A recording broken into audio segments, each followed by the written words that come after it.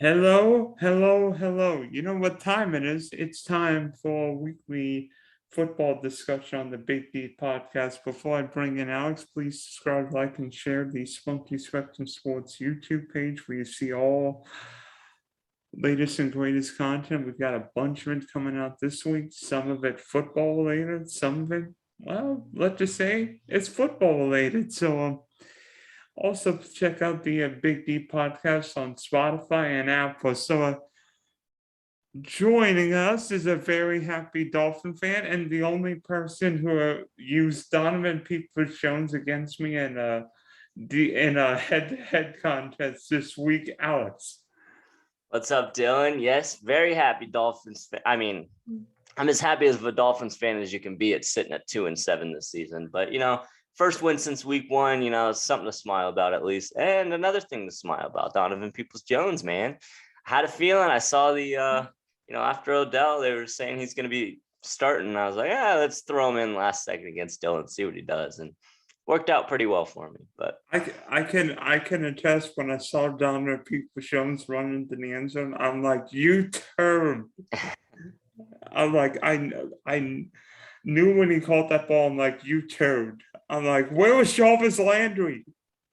He's running 2-yard routes every play. That's what he did in Miami. That's what he does in Cleveland. He's not a good fantasy guy. He's a good receiver for the Browns. When they use him, but as far as fantasy goes, there's definitely better options than Jarvis Landry and Donovan Peoples. He's like Cleveland's version of Jalen Water. Like he might get 100 balls and they go for like what, 3 yards a pop. Yeah. Honestly, I think Jalen Waddle might be better than Jarvis Landry, but that might be just a little bit of bitterness that we let Jarvis Landry go. But that's all right. You still beat me, didn't you? Yeah, Donovan Peoples-Jones helped me out, but not enough apparently. I think you lost by 18. Yeah, I thought Tyrod Taylor would do a little bit better against Miami, but that didn't pay off for me. Whoop, whoop, whoop. Oh well. But speaking of happy people, Dylan, you must be pretty happy this week. There's nothing else to say. You beat the Bills. How'd that happen? First off, let me say this from a diehard Jaguar fan. I'm sorry for any Buffalo Bills eliminators because I did not see that coming. I was speechless. The Bills were 14.5-point favorite. Did I just say that? 14.5-point favorite. Jacksonville was missing its star running back, James Robinson, with a heel injury. And Buffalo came in, and the Jags won 9-6. And by the way, going into Sunday's game, guess how many field goals the Jaguars made in the U.S.? 0 in the U.S. Yes, Matthew Wright was only able to make kicks in London. And now he can make kicks in Duval County. Hey, it's about time for him to start making field goals in the U.S. because, field goals were definitely the name of the game on Sunday. Well, actually, I'm going to take that back. The emphasis on name of the game was Josh Allen and not the one that people might have thought going into that game. I remember seeing Adam Schefter's tweet that that's the first time that a player has sacked another quarterback with the same name. Not only did he sack the guy, he picks him off and recovers a fumble. What a day for Josh Allen and not the MVP hopeful that they've got up there in Buffalo. Yeah, maybe the MVP hopeful in Duval County. A lot of people. It's funny because Buffalo's Josh Allen was taken with the 7th pick in the 2018 NFL draft. Jacksonville Josh Allen was taken with, guess what? The 7th pick of the 2019 draft. Got a whole lot of back and forth going there. Lucky for you. The teal and what are your colors? Teal and black, I think, is what Josh Allen overcame the blue and red Josh Allen. But I think if anyone bets had any underdog parlays this week, they might have been able to cash out a whole lot of money because there was a lot of crazy games. One of the craziest weeks in the NFL season I've seen in a long time. I mean, be honest, that game, that Buffalo Jacksonville game reminded me of only one game, especially if you're in an eliminated league. You might remember, you remember Buffalo, Minnesota, I'm thinking 2018, 2019. Minnesota was an 18.5-point favorite. Everybody used Minnesota eliminator, and Buffalo won by double digits. And we were like, oh, I'm not going to finish. Yeah, there's freaking kidding me. It seems like there's always at least 1 or 2 games a year where it's just like you see the results of a game and it's like, wait, how did that happen? I mean, and this, honestly, I think this might have been one of the, because not only was it the Jacksonville Jaguars beating the Buffalo Bills, it was the Jacksonville Jaguars beating the Buffalo Bills 9-6, not a single touchdown in the game. I mean, that's, if you were at work on Sunday, or if you were for some reason under a rock and you weren't watching NFL football and you checked back in to check the scores and you saw 9-6 Jacksonville over Buffalo, I mean, you must think you're in the Twilight Zone or something, because that's not, I mean, that's a baseball score for heaven's sake. Yeah, it's a baseball score. It's an upset. It's got to be one of the craziest football games. It's got to be the craziest football game we'll see this season, and definitely one of the most craziest in recent history. And by the way, in a matchup with Josh Allen and Trevor Lawrence, to have neither quarterback throw a touchdown is probably even more surprising. I mean, Trevor left the game with an ankle injury, and to me, I mean, you might disagree with me because Josh Allen put up a few points on the Dolphins last week, but what's going on with the Bills? Because that offensive line was bad on Sunday. Yeah. And it's not like Jacksonville's known for having a great pass rush, and Buffalo just, Rocco, let me see if I've got the, I mean, Buffalo ran for 72 yards and only converted 6 of 13 on third down. Jackson was 2 of 13. So that means both teams went 6 of 28 combined on third down. And Josh Allen's QBR was 26 while being sacked 4 times. That looked more like Jacksonville's 2017 defense than anything. Yeah, I mean, weird game, weird stats. I mean, it's almost hard to talk about it because it's like there's so, like, the amount of just flipped scripts that happened in that game was just unbelievable. I mean, I think it's funny that I remember, you know, after Buffalo lost to Tennessee, they had their bye, and I think it was like SportsCenter or someone tweeted about how, you know, most teams get a bye week. The Buffalo Bills get a bye month because they had their bye week, and then they had Miami, and then they had Jacksonville after that. And I just think it's a little funny that Jacksonville pulls off that win just to kind of show you that, you know, anything can happen. You know what they say, any given Sunday, anything can happen. And I think that might be a little bit of karma for Buffalo for running up the score in Miami, scoring a touchdown in the last minute of the game when they didn't need to. But, you know, that's just me being a little salty. But hey, you know what? Jacksonville's got a swimming pool, and guess what Buffalo was doing on Sunday? Swimming upstream. Yeah, they were, or drowning, either one. But you know, I mean, it's definitely a nice week when the Dolphins win and the Bills lose. So I tip my hat to you and your Jacksonville Jaguars, and I appreciate knocking the Bills fans down a notch because they've been a little obnoxious this year. And I tweeted after Sunday's game, no one circles the wagons over the Buffalo Bills more than the Jacksonville Jaguars. Yeah, get a little Chris Berman reference. I mean, weird. Just a weird game, weird week. But, you know, congrats to you guys. That's another win, another notch in the win column. Second of the year, and who knows? Maybe if you could beat Buffalo, who knows? Maybe there's more to come. Yeah, now we get Indy this weekend, so we could Jonathan Taylor might run for 8 million yards like he did week 17 last year. Right. I mean, Buffalo's got to figure out their run game. I don't know how many games it's been where they've had Josh Allen as their leading rusher, but I know it's been at least twice. Too many. Yeah, 2 minutes. I mean, you got Devin Singletary, you got Zach Moss over there. I mean, they've got some decently talented backs.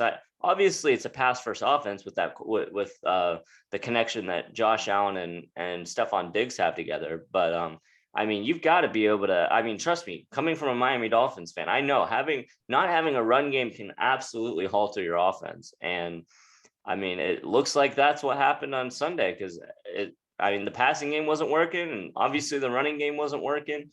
A lot of things weren't working for Buffalo. Where's Stephon Diggs going? I don't know. I mean, I was upset about now his name is Emmanuel Sanders not having a catch the week before against Miami. I started him in like all my fantasy leagues that week because I was like, oh yeah, he's going to go off against Miami. Yeah, he had no catches against Miami. He didn't do much, I don't think, yesterday. I mean, Stephon Diggs didn't do anything yesterday either, and he's really had a pretty disappointing season compared to his expectations. I mean, it's a weird year for Buffalo because they seem like they have games where they're like, oh yeah, they're one of the best teams in the NFC, and then they play a game like this, or they go away from their stars, and it's like, they're a weird team. I'm very interested to see how this plays out for the rest of the year, and especially going into the playoffs, because I mean, if you can have a bad week this week against Jacksonville, and I mean, no offense, but you let a team like Jacksonville beat you, I mean, how are you gonna have that confidence going into the playoffs, knowing every game is a must-win game? I mean, it's something that the Bills got to at least have their eye on and be a little wary of, because you can't let games like that slip in the NFL, especially when it starts getting to the end of the year. Yeah, you can't let. I mean, they were one Josh Allen slip away from being Tennessee on Monday night, so we'll see what happens with the Bills. How about the other big surprise from the early slate on Sunday? The Denver Broncos. Yes, the same team that traded Von Miller laid a whooping to the Dallas Cowboys. 30-16. If anybody used the Dallas Cowboys as the eliminator pick, well, I am sorry. Yeah, you're sitting in the same boat as any Bills picks this week. I mean, yeah, that final score was 30-16, and it was not even that close. I mean, that saved them a little bit of face, but being down 30-0 in the fourth quarter to the Denver Broncos, I mean, I had a bet myself that had Dallas on top of that game, so I was definitely not too happy with them. I mean, it's not how about them Cowboys, it's how about them Broncos this week, because they put on a clinic and Dallas had no answers for them. Well, be honest with you, a couple stats I looked from that game. One team was ready to play, and it wasn't the Cowboys. The Broncos ready to play. They ran the ball for 190 yards, possessed the clock for over 41 minutes. And by the way, it didn't sound like a Cowboy home game. It sounded more like a Bronco home game with all those orange jerseys there. Yeah, I mean, you hit the nail on the head right there. I mean, just them having 190 yards rushing, being able to accumulate what you said 41 minutes of offensive possession. I mean, that's how you win football games right there. Obviously you can't run for 190 yards every week, but I mean, especially against a team like Dallas, who obviously Diggs has been having an absolutely amazing season. He's been picking off everyone left and right. If you can run the ball against that Dallas Cowboys team, keep their stars on offense off the field, keep Zeke and Dak and Amari Cooper and CeeDee Lamb, keep those guys off the field, and you're having success running the ball, so you don't have to worry about throwing towards Diggs or having any costly turnovers. I mean, that's the recipe to beating Dallas right there.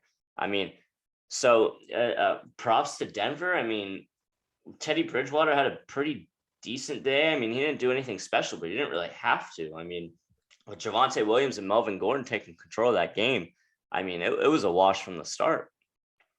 And by the way,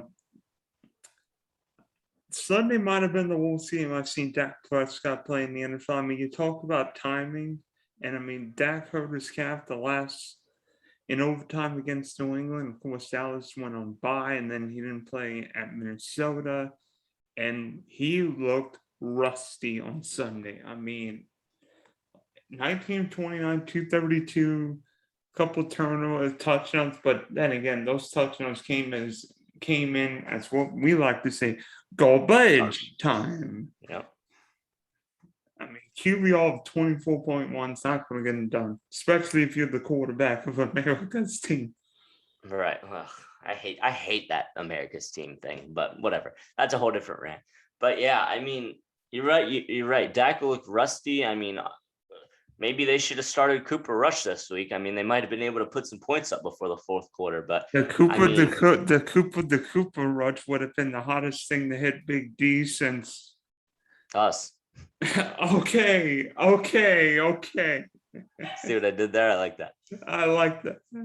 All right. But yeah, I mean, Ezekiel Elliott couldn't really get it going on the ground, 10 carries, 51 yards. I mean, it's a good average, but when you don't have the ball and you go down that early, I mean, it's pretty frequent to kind of abandon the run there. But I mean, maybe they should have stuck with it, because a 5.1 rushing average when Dak Prescott isn't doing anything as far as throwing the ball. I mean, I wasn't watching the game, but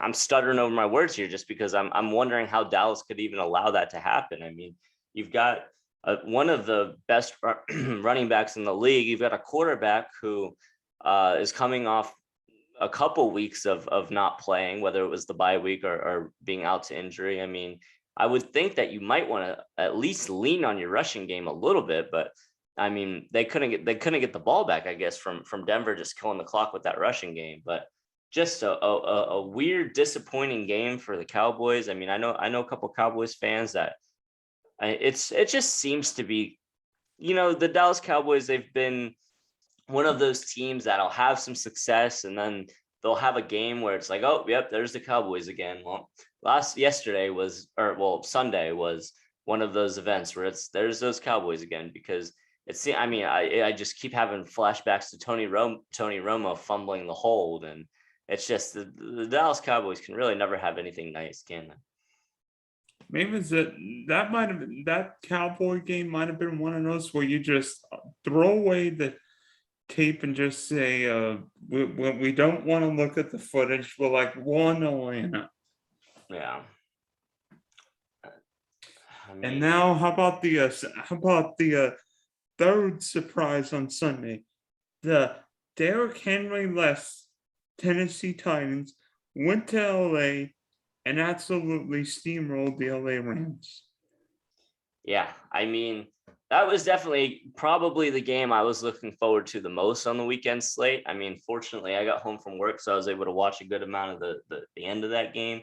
I mean, just the name of the game in that game was penalties. I mean, you look at the stats. I mean, if I tell you that the LA Rams had 347 total yards versus the Titans 194, the LA Rams had 22 first downs to the Titans 16.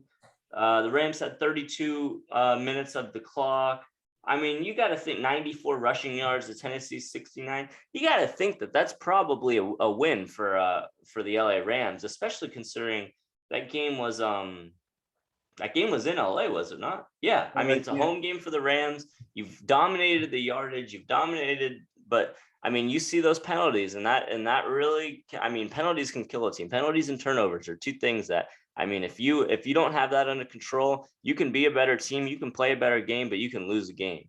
And unfortunately for the LA Rams, 12 penalties for 115 yards, 2 turnovers. That's not going to get it done against most teams in the NFL. And it did not get it done against the Tennessee Titans. And how about, speaking of turnovers, how about 2 bad interceptions from Stafford? I mean, one of them, I wonder what he was doing there, because he could have taken a safety, and instead of giving him 7, you give up 2.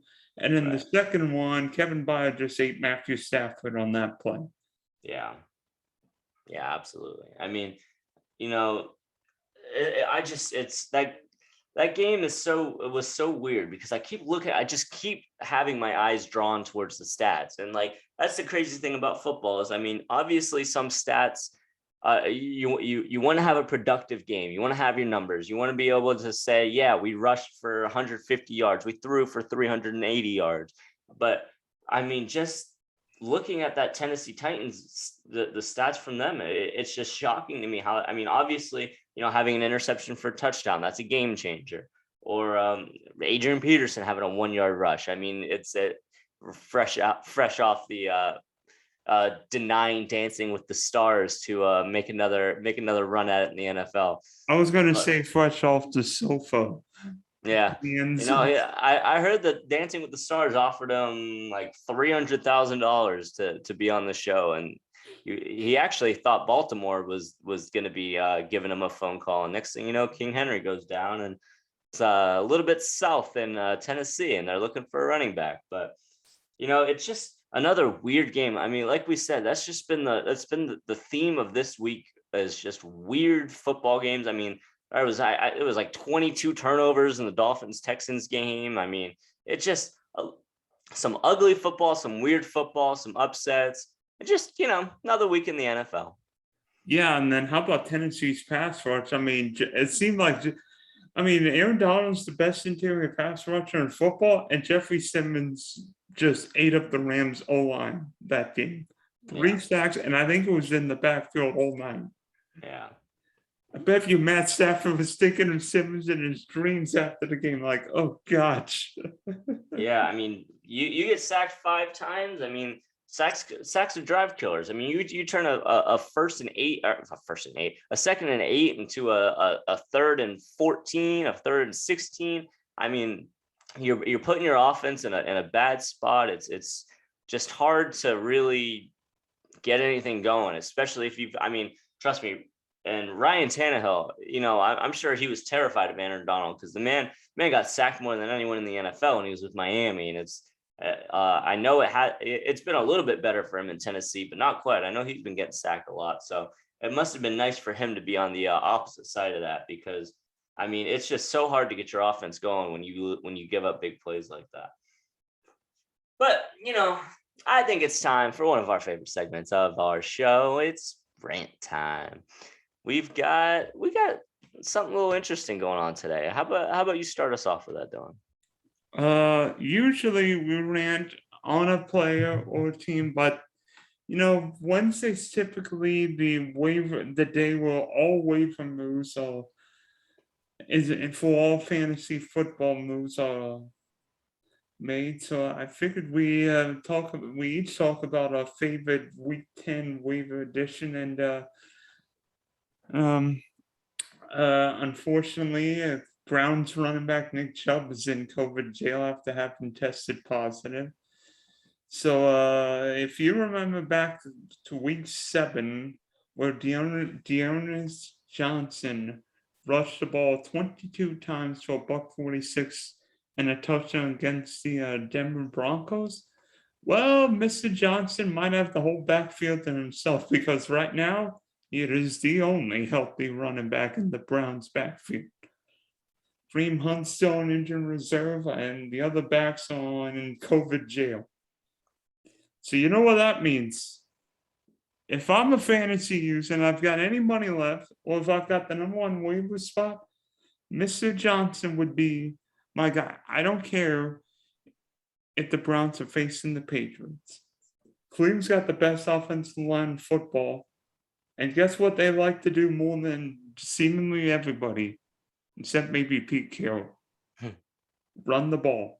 Run the ball, yeah. Baker Mayfield threw the ball, 14 times against the Bengals on Sunday? 14. Yeah. 14.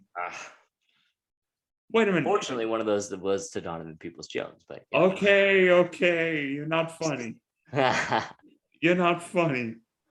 Actually completed 14 passes, threw the ball 21 times. He only completed 14 passes. I mean, they won by 20 plus.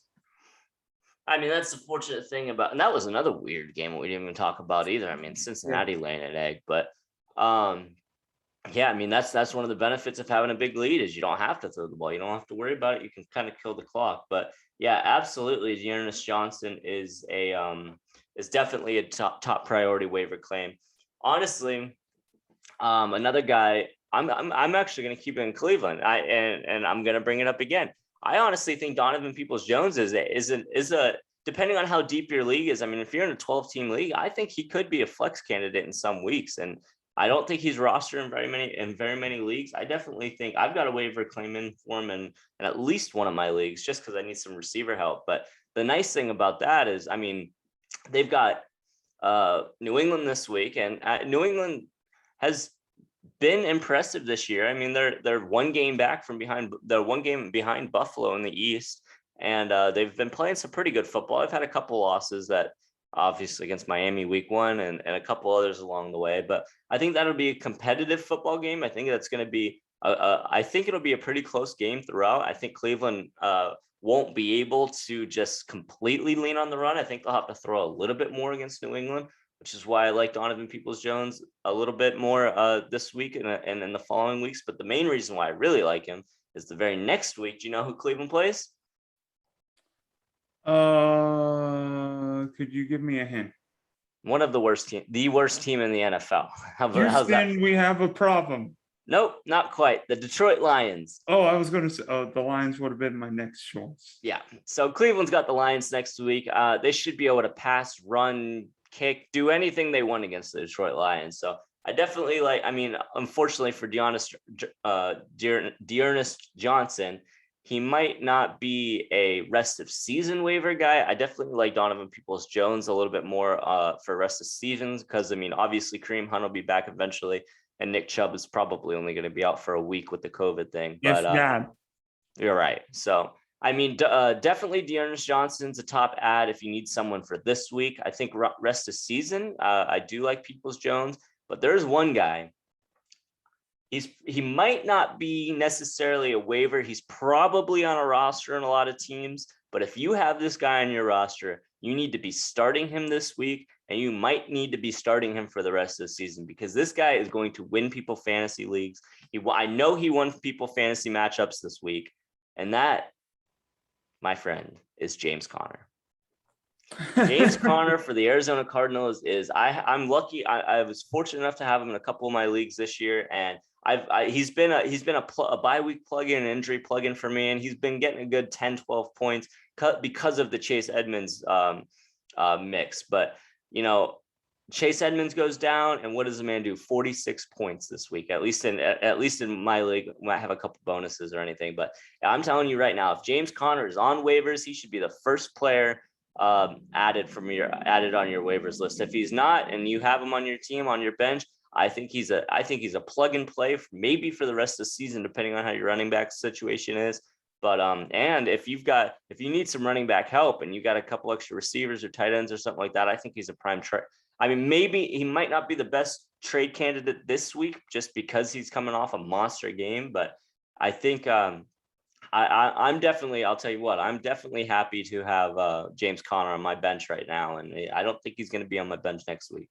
Let's just say this. There would be a lot of James Conner in my lineups this weekend.